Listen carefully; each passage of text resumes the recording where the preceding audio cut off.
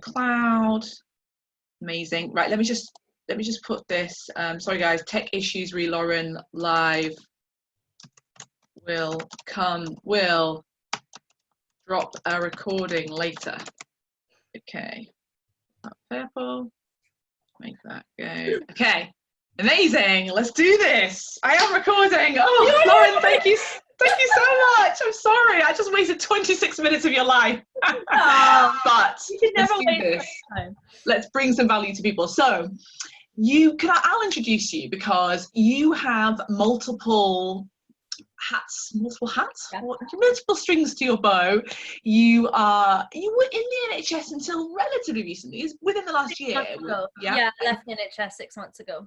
Okay, and doing dermatology, and then also you are an aesthetic doctor as well.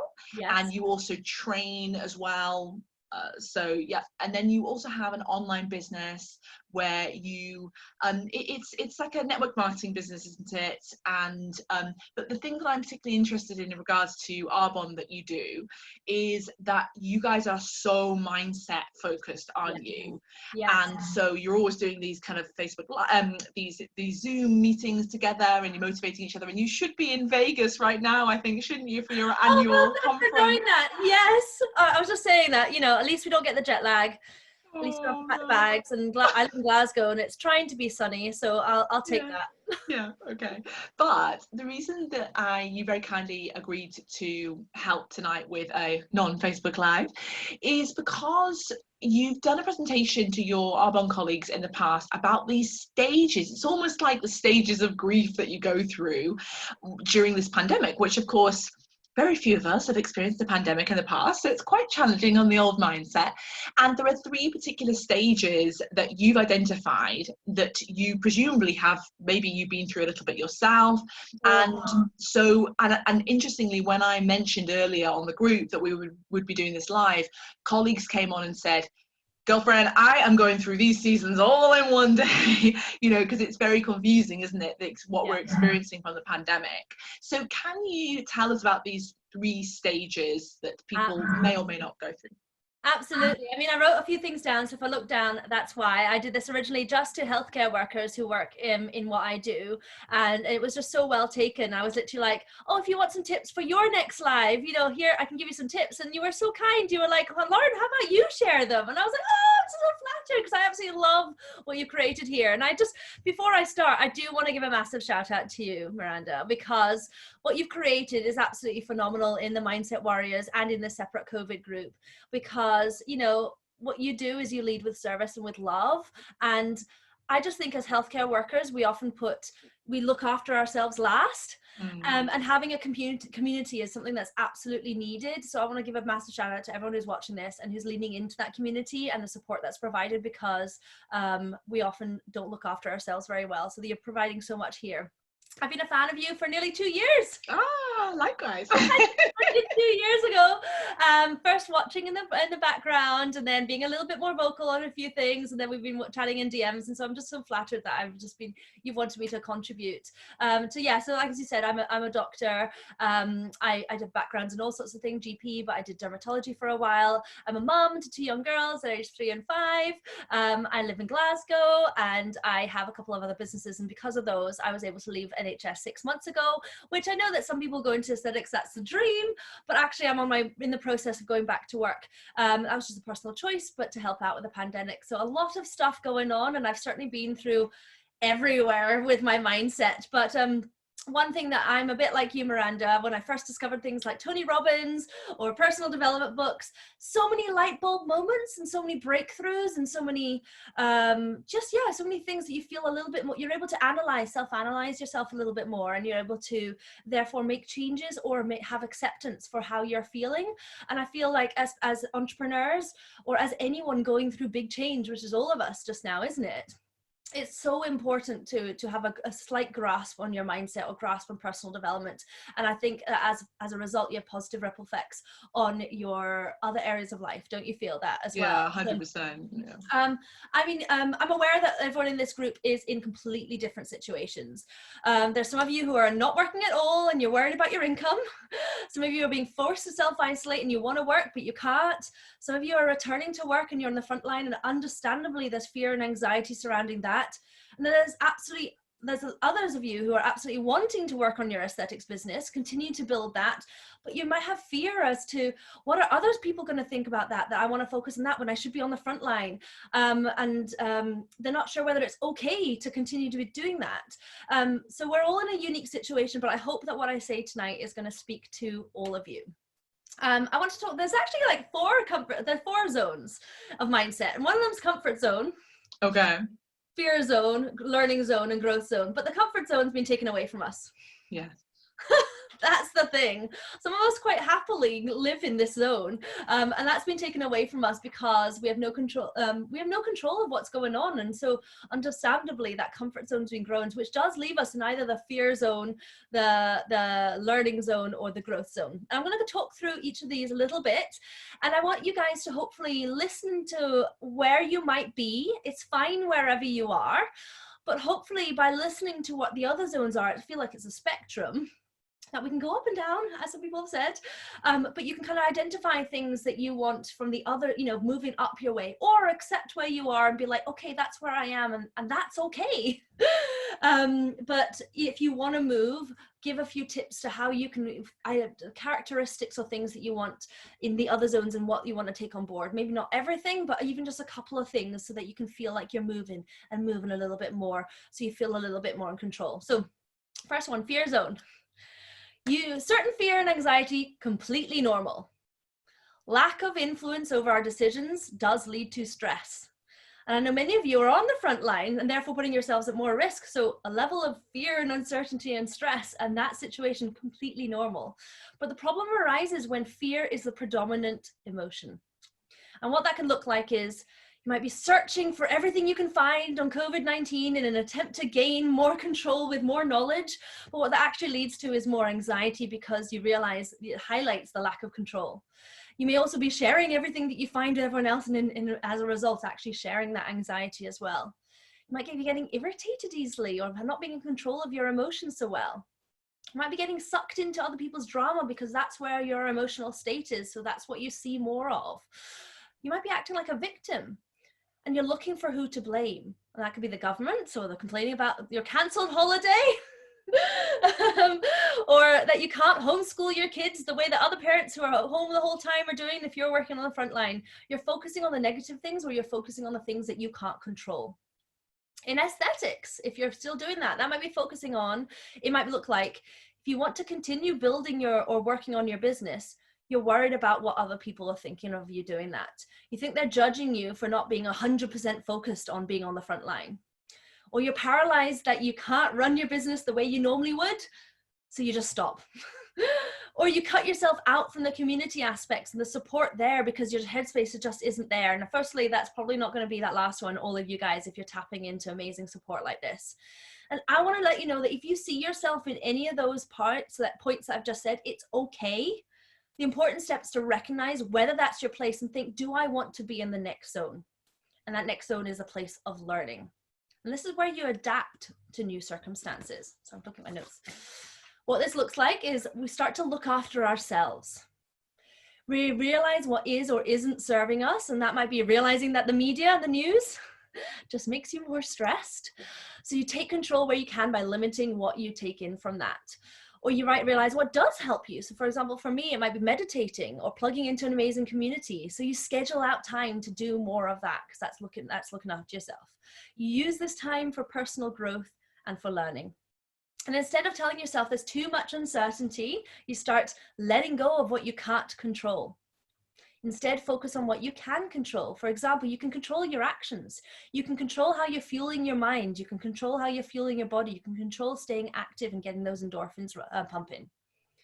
And you recognize that everyone is doing their best whilst facing an extremely difficult situation. If you're in aesthetics, this may look like taking the time to check in on your clients, your contacts, your staff, just to see if they're okay. Or using this time to tackle admin and the to-do list that you've been meaning to do for absolutely ages, or learning that new skill or that new topic that you've always wanted to do. Or like I've noticed, Miranda's been doing compartmentalizing everything in the different groups into different topics and so forth, unless that was there the whole time and I've only just noticed it. Sorry, Miranda. Well, I did actually do it before COVID, but yeah, there was a moment where I thought, right, this has got to be done. I've been meaning to do it for months. So yeah. Yeah, exactly. So you're tackling that to-do list. You're taking some control in some aspects there. And finally, there's the growth zone. You realize that periods of change are actually periods of opportunity. And at these times, helpers become heroes. You don't just adapt, you grow through these times. And what that might look like is you think about others and their current needs, not just what your needs are, and you proactively look for ways to help. And this doesn't just mean on the front line. You look for help. That's why I was saying Miranda's recognizing the way she helps is through these groups. I freaking love that. Sorry, hope that's okay. But like, it can be, what are people's needs just now? Their needs are certainty. They're certainly not getting that from the government, or maybe not from their work. So having, it's okay to know where you're going in the next few months and have a clear plan of how you want to come out of this. And it's actually really attractive for other people to have someone who knows where they're going and not feeling lost the whole time. And you can be that person who can be a guide or a light for someone else because they're feeling lost. You can provide entertainment for others, you can provide positivity, or you can share any skills or tips that you might have that you might not think is particularly special, but it does add value to others. You live now and you're aware of what you can do, but you also have a clear vision of where you want to be when this is all over. You're not putting your life and goals on hold because this is all going on. That's the growth zone. You're appreciative and you're grateful for what you do have. And finally, you're scheduling more than you ever have before, from self-care to exercise to homeschooling to frontline work to building your dreams, building your businesses, because the best way to progress is to schedule all these things. So I was admiring what you were doing, Miranda, and just finding a way that works for you and scheduling it all in. It's fantastic. And you can serve others better when you've looked after yourself and you work on your mindset and how you feel yourself, and you're conscious and make a conscious effort to do that. What this might look like in aesthetics is you don't just look at how you can learn and grow. You look at ways for help others learn and grow, or how to help others. You actively provide solutions and add value to your clients or to your network, and this allows them to learn more and builds their trust in you. You can create regular content, for example. You can share more about you. And that's a little side tip. I love sharing about people, and you're the same, Miranda, when it comes to marketing and things. And this is a perfect time to share how you're coping behind the scenes. People buy into people. So this is a perfect time to share more of you in the background, and not just sharing just facts all the time in your marketing. So sharing who you are is very powerful.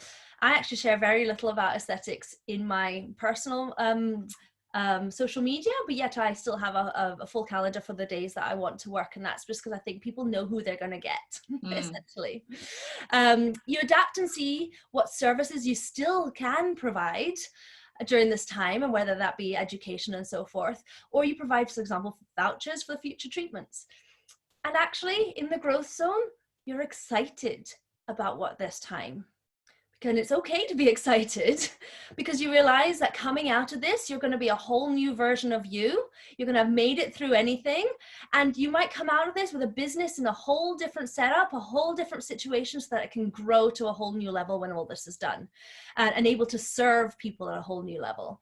We rise by serving and helping others. And there's a lot of people who need help and service just now. Mm-hmm. It doesn't matter what zone you're in. And I want you to hear all that and say, you don't have to be in the growth zone, or you might be in a roller coaster and in and out of all those zones right now. But what matters is, if you want to, you can move to if you choose to, between the zones. Whether you're a key worker or you're homeschooling or whatever your situation, we are all doing our best. All you can do is your best. Our best for us and our best for the people around us. So please do not feel guilty in any shape or form for whatever you choose to do during this time, or however you're feeling. Give yourself permission. If you're focusing on the next few months and helping on the front line and have to put your aesthetics on the side, give yourself permission to do that and own it. If you're focusing on continuing your aesthetics work and are not able to work on the front line or choose not to for whatever reason, then give yourself permission to make that decision and own it and be excited for what yet you have to create during this time.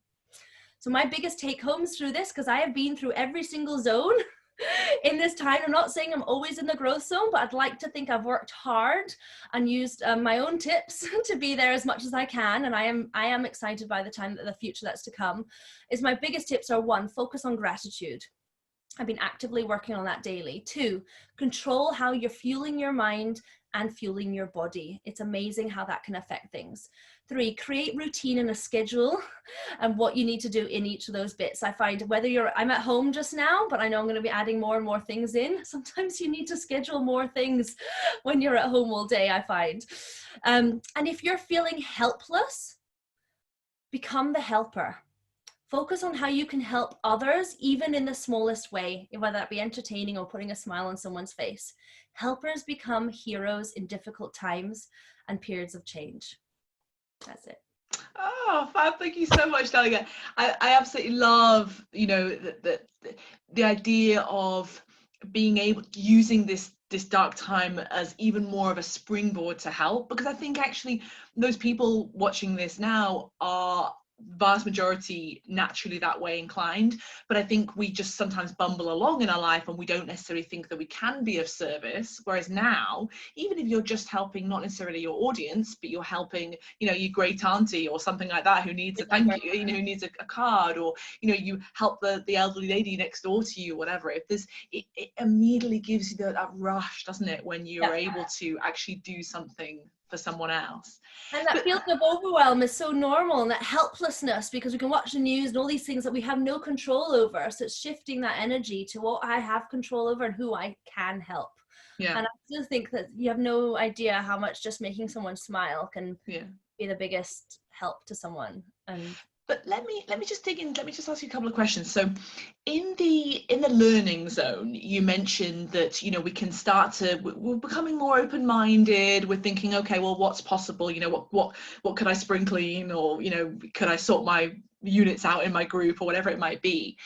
But what I have found in my dark moments, particularly 4 years ago when I wasn't in a great place, is that sometimes, just because you can clear out the cupboard, or just because you can maybe sort your aesthetic photos, your client photos into order or whatever, doesn't mean to say that you feel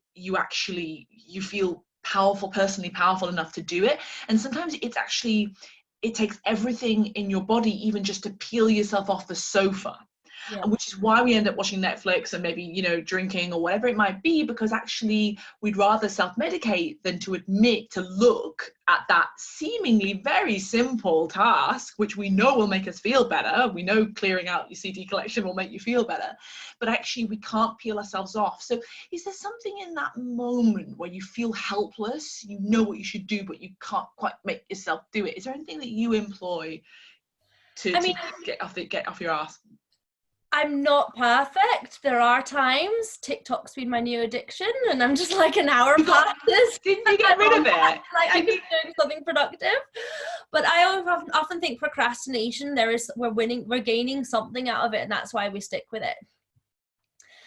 Whether that be just not having to get out, that's our form of comfort zone. With comfort zone, everywhere else has been taken away from us. So we're instinctively just trying to stay on the sofa because that's the only comfort zone we have. And anything beyond that is just our primitive brain saying that's not your comfort zone, just stay here, or just finding whatever comfort zone you have. And I think often we procrastinate because we make a mountain out of a molehill, and it's just like, we're like, I just need to do something with aesthetics, or I need to do some sort of organization. And I find what's helped me is breaking that right down. It's a bit like saying, oh, look, do your taxes. Oh God, we all procrastinate that, or at least most of us. I can't be the only one. Yeah. But if I said today, I'm just going to look at receipts from this week. Mm-hmm. And I schedule that in, like I would a nail date. Oh, needs done. Or whatever. And I just say, and I think sometimes as well, another thing I've learned is our brains remember the open loops. we have closed loops and open loops, things that we've completed or things that we haven't actually completed. So if we have our to-do list is this long, and even though we've maybe done half the stuff, which is amazing, there's all this other half that isn't complete, and that's what we ruminate at night.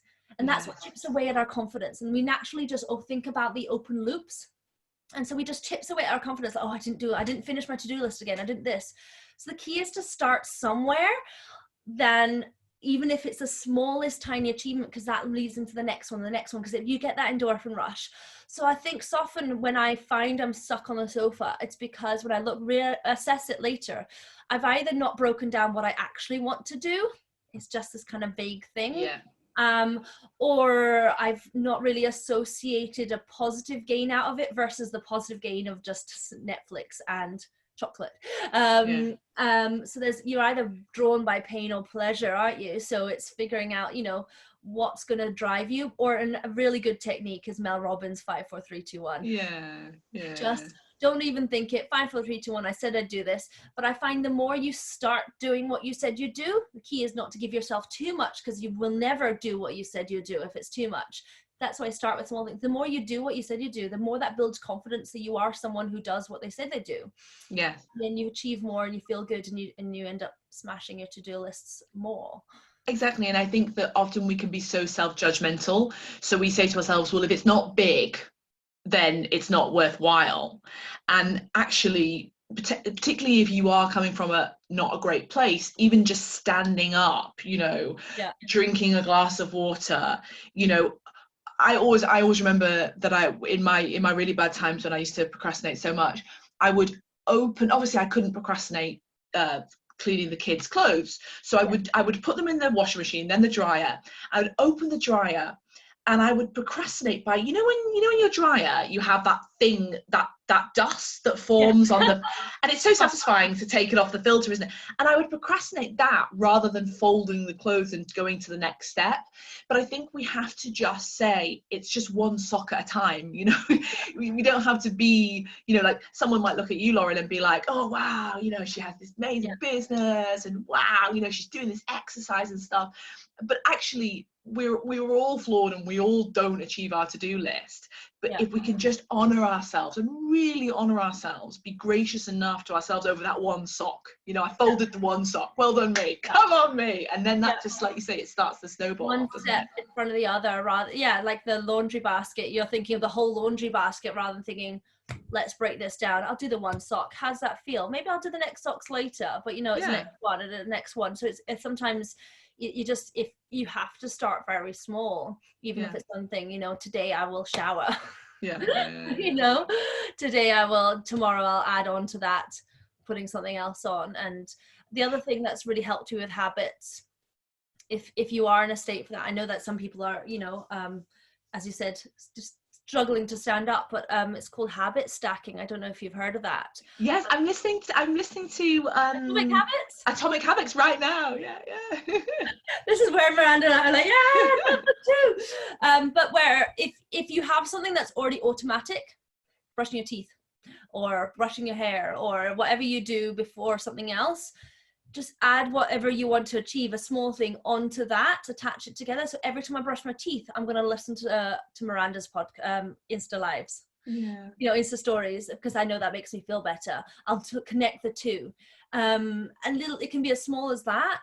And they'll have a little tiny positive effect, and then you can add to those things.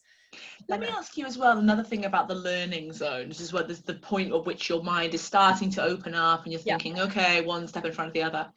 One of the things that Tony Robbins always says is that whenever you feel confused, then that's good, because it means you're about to have a breakthrough. And it's been my experience. I mean, that's only if you're in the world of personal development and you're on that journey. But one thing that I think people really, really struggle with is, you've given the example of the taxes, as in just open up that receipt box, just look at 1 week's worth of receipts. But sometimes you don't even know whether you should open the box. Should you open the email to your accountant? Should you start trying to do marketing? And everyone is confused. So how do you overcome that period of like, I don't even know what to do for the best? That's a difficult question, because I think we've all felt that. I'm trying to reflect back to the last time I felt that. And I think one of the first things I would do is look at who is probably where I want to be. Okay. It's probably nearly everything that you want to do, someone else has done it. So you don't need to try and reinvent the wheel. You can just reach out. I think a lot of people, more people are happy to help than you think they are. Mm. And that's why I love how approachable you are. People can feel they can, you know, message you and all this sort of stuff. And I think sometimes we think, oh my God, I can't ask these people that they've got their life sorted. No one has their life sorted completely. You know, and there's so many people who have tips on how to do things.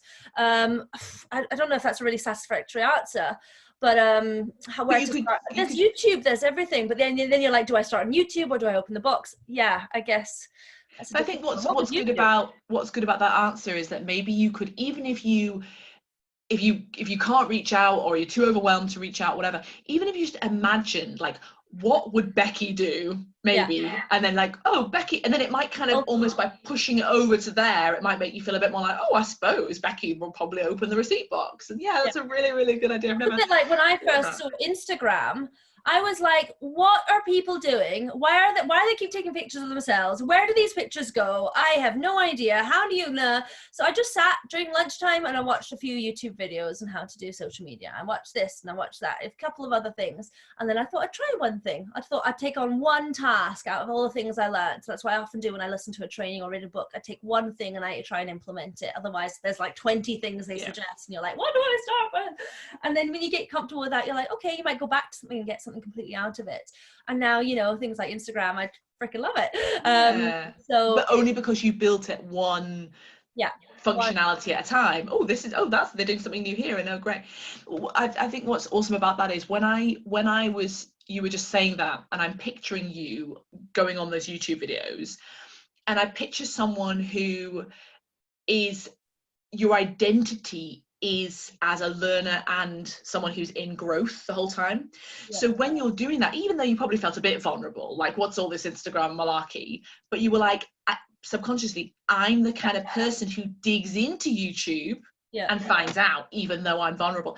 I always remember reading, because we've been in business 12 years now, and I've only been in personal development for 4 years. And I remember like about 11 years ago, I read the Dragon's Den chap, Asian dude, something Khan, James Khan. And he, in his autobiography, he said that one of the things he's always very keen on is that if a supplier who's looking to court him and get his business is ever rude and says, well, that's like, how do you know, if James asks a question and then the supplier says, well, that's a bit of a stupid question, or how do you not know that? James is like, bye, because he values his stupidity at not knowing everything, because it's this gorgeous kind of curious state that comes in the learning and the growing phases. And so I'm really proud of that. Like, I mean, don't say I've got it licked in all areas, but honestly, like I think if I've got enough self-esteem now in my abilities as a small business owner to just figure it out using YouTube, that if I'm in YouTube and I'm in a bit of a kind of like, oh, what do I do? I'm just like, yeah, look at me, I'm growing, well done. And I think that identity shift is so important, because too many people berate themselves. They're like, oh, I'm not tech savvy. Oh, I don't understand maths, and so I can't do my accounting. My thing is, I say pivot. Change that language, because the more you say it, it becomes an affirmation that you tell your brain, you tell yourself, like, I'm not a learner, or I'm not tech savvy, or I don't know how to social media, or I'm not a coper in times. You know, I believe there's some element that's what you tell yourself, and so that's what you see. And as Tony Robbins says, your brain wants to prove you right, doesn't 100%. It? So I spend time every morning, and this is so weird for me. At first I thought it was so woo-woo, doing things like meditation and all these things, but you know what, again, one of the things I've learned over the last few years is how little I'd learned, if that makes sense. One of the things I've learned is how little I know. Yes, so I've been more open to what other people are saying works, rather than going, no, that's not going to be for me, or that's not going to be for me, which before was my state. And as a result, I've been like, okay, these people say, like I said, I've been open to what do other people who are where I want to be advise. So some people said, work on your mindset, do your gratitude, meditation, which I always thought, no, my mind goes 10 miles a minute, you know, I couldn't possibly do that. But then I practiced and I got better at that. Then I added in my gratitude, and then I added in affirmations, which sounded so weird. But one part of that is telling myself I'm open to learning, I'm able to serve, I can grow through anything, you know, and the things like that. And that has become more of my reality as a result, which sounded so weird at the beginning, but it works, definitely. Absolutely not. It's funny, the whole the whole weird and woo-woo thing. I think because I had such a baptism of fire coming from like super British kind of environment. You know, my parents are, you know, my dad's an academic, he's a professor, and you know, my mom's a primary school, well, they're both retired now, but a primary school teacher. So it was all very kind of, you know, super loving but stiff upper lip. To like in a moment, because I've been depressed and my life changed in a moment because I listened to a Tony Robbins Facebook Live that changed my life. I think because of that, I'm so over any woo-woo. I'm just like, all the woo-woo, bring the woo-woo, because it clearly works. Yeah. I think some people really struggle with that, don't they? They don't want to do the kind of affirmations or the meditation. You don't have to. I don't want to tell you that if you don't, you can't still grow in this point. I don't want to make anyone feel that. I'm just sharing what has worked for me. Yeah, exactly. And I think it's so practical what you said about, you know, modeling. Like, just look at someone else who's in front of you, even if they're not exactly, you know, an aesthetic nurse or something dead linear like that. It might just be someone that you admire on social media and they seem to kind of like themselves, and you think, do you know what, I want to like myself like her. I'm going to go and do. You know that on social media it is just their best side. It's a highlight reel, and you don't compare. You just aspire. Yeah. That's a really good distinction, yeah. But actually, though, I think that human beings, no matter our IQ, most of us have EQ, and so we can spot bullshit at 100 paces, or we can spot it when someone doesn't really like themselves. So I think if you have people that you like, I'm drawn to you, you're drawn to me on social media, and that's probably because we sense that we're both like, I love this word, striver. It's like, interestingly, it's why I watch a lot of you Arbonne guys, because I'm like, oh, I love a striving, and and I see the striving. But I might see little bits of bullshit, like, you know, with other people, and it's fine. Just switch off to them. That's cool as well. And then just follow those people who you vibe with. You know, you vibe attracts attract. Yeah, as well. Make you feel good in the process. Yeah, exactly. Yeah. Do you guys? I'm intrigued. Can I just ask you one thing about that? Well, so do people who aren't doing as well because they're not implementing, you know, this is on in social marketing, like, do they kind of like, are they like, oh god, I'm rubbish, and you know, do they kind of get down because they haven't got the white Mercedes and stuff like that? I think there's a mix. There's always going to be some, even though as much loving and support on mindset stuff, it's still down to that person to whether they want to plug into it or not. But I've got so many people who within a couple of days feel that they've gained loads. Yeah. Whether it be the community, the personal development, the positivity, the products, and they already feel a difference.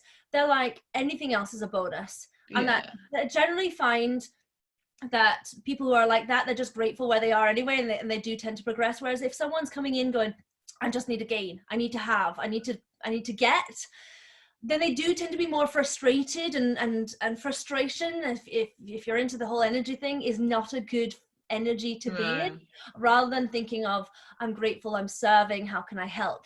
And it's generally those people who do fly in this process. So yes, there's always going to be people who come in maybe with the wrong energy potentially, or I don't, if anyone's listened to this and they don't feel they were in that energy, or I always associate it to like having a gym membership. You can't come in and do like 3 sit-ups and go, where's my 6-pack? Gyms don't work. Yeah. And I think if someone said that, you'd like, okay, well, you know, you need to put a little bit more time and commitment in. So maybe very, you know, and I'm going to put my hands up, maybe people come in with the wrong expectations. Yeah. That can be through people giving them the wrong expectations. Yeah. And I'm going to put my hand up and say that. But as long as people are coming in with a knowledge of what they can get early on or get further down the line, if they put the time and effort in long enough, then I think if they're going in with their eyes wide open, I don't tend to get that frustration as much, if that makes sense. It's interesting, as you're talking, I'm thinking this is all the same in aesthetics, because people come in, into this world, and they'll buy like a day course or whatever, and they do think that they're gonna buy a business as a result. And what they don't realize is that actually you've got to put all the marketing in, and marketing's really like, you know, it's a long game, and you have to build trust and you have to kind of enjoy it. But just to bring it back to the now, I don't know if you saw my story the other day. I've been feeling a little bit with Instagram like as in, when I say recently, as in the last 72 hours, apart from the last 24 hours, I have been feeling a bit frustrated, and I wonder whether maybe that's why I wasn't rocking out as much, because I was like, oh, what's going wrong? Because when COVID first started, I was going wild. I was like growing loads because I had this amazing energy. I was like, we're gonna fucking bustle this, and I was like, rah! And I think people really kind of like, the algorithm was like, bloody hell, she's going wild, and really gave me that growth, and I was loving it.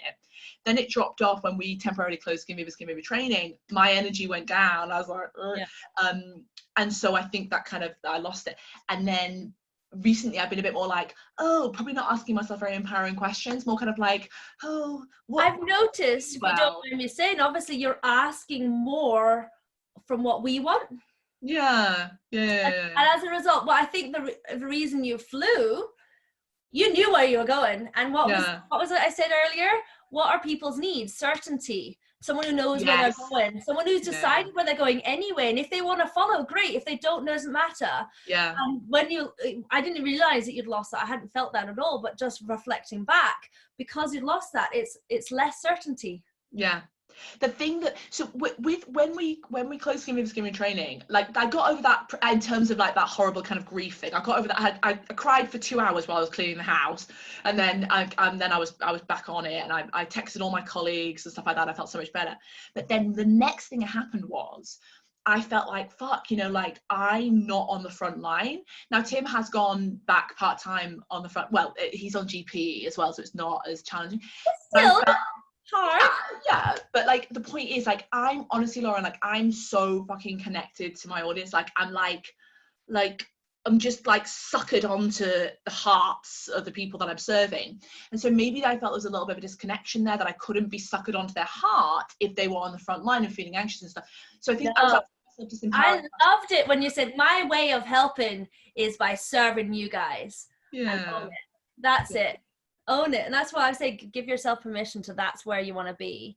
Yeah, definitely. But I think maybe actually what I'm describing now and being open about is actually a little bit of this storming. I think Brene Brown would call it storming, where it's like what you've just described, the 3 stages. I'm kind of going through it, going, okay, well, this is a new world. Like, how can I show up? I felt really empowered when I did a questionnaire yesterday. That was cool. That was very much like, oh, I felt growth, and that was good. But I think you're right to say that when I've been asking and doing polls kind of on my Instagram saying like, what do you guys want? And maybe that too is not enough certainty providing. So yeah, I probably just need to like find my feet and just be like, oh, fuck it, you know. Because then you might end up, someone might answer a poll and it's not actually what you want to say on your heart. And I think you're always amazing when you say what's on your heart.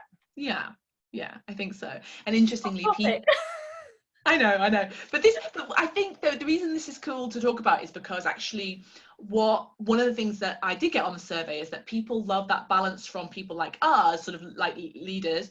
They love that balance of like the strength and the certainty, but also the questioning of but this not is alone. Though Brene Brown says that you should share the scar, not the wound. Yeah, and I think what we do, you past it and then see how you got through it. I think so. Although you are kind of coaching me a little bit now, and but you're helping me with the scar instead of me being like, oh, Laura, what do I do? That's the wound, and I think that doesn't really help others.